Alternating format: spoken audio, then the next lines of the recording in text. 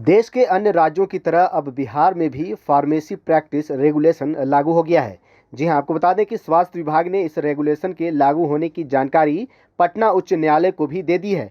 इसके लागू होते ही अब बिहार में फार्मा क्लिनिक खुलने का भी रास्ता पूरी तरह से साफ हो गया है।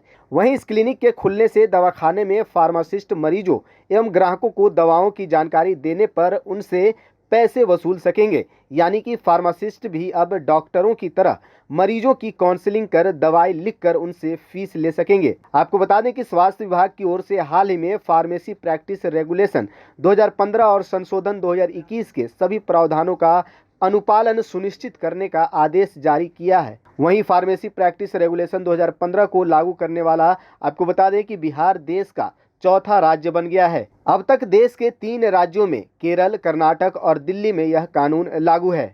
वहीं आपको बता दें कि यह रेगुलेशन भारत के राजपत्र में 16 जनवरी 2015 को ही अधिसूचित कर दिया गया था, लेकिन संघों द्वारा अनेक बार आवेदन निवेदन के बावजूद राज्य सरकार इस विषय को दरकिनार करती रही थी।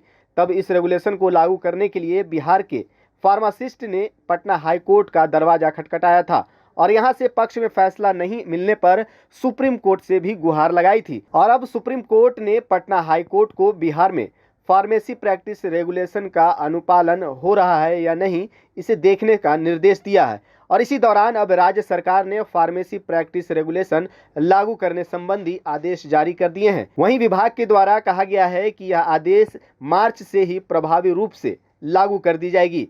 विभाग ने इसकी जानकारी पटना हाई कोर्ट को भी लिखित में दे दी है। इसका मतलब यह हुआ कि अब फार्मासिस्ट भी डॉक्टर की तरह मरीजों से फीस लेंगे। मरीजों का फार्मासिस्ट इलाज तो नहीं करेंगे, लेकिन दवाओं के बारे में जानकारी देने के बदले उनसे पैसे ले सकेंगे।